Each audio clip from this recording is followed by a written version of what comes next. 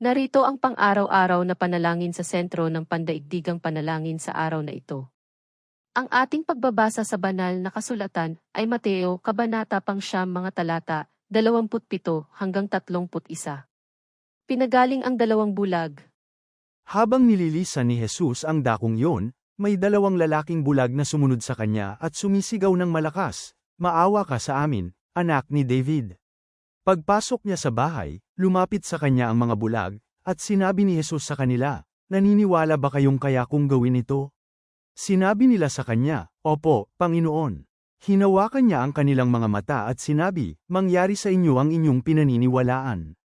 At sila ay nakakita. Mahigpit na nagbilin sa kanila si Jesus, "Tiyakin ninyong walang ibang makaalam nito." Subalit pag-alis nila ay ipinamalita nila ang tungkol sa kanya sa buong lupaing yon. Sa talatang ito, dalawang bulag na lalaki ang sumunod kay Jesus, humihingi ng kanyang awa at pagpapagaling. Tinanong ni Jesus kung naniniwala sila na kaya niya silang pagalingin, at nang sabihin nilang oo, hinipo niya ang kanilang mga mata, at sila ay gumaling.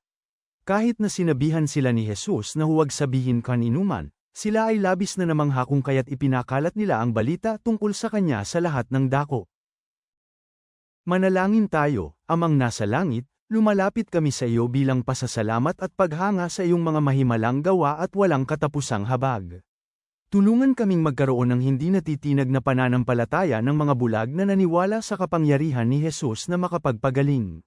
Naway lagi kaming magtiwala sa iyong kakayahan na baguhin ang aming buhay at ibahagi ang iyong pagmamahal sa iba, kahit na hinihiling sa amin na manahimik. Itong lahat ay aming hinihiling, sa pangalan ni Jesus. Amen.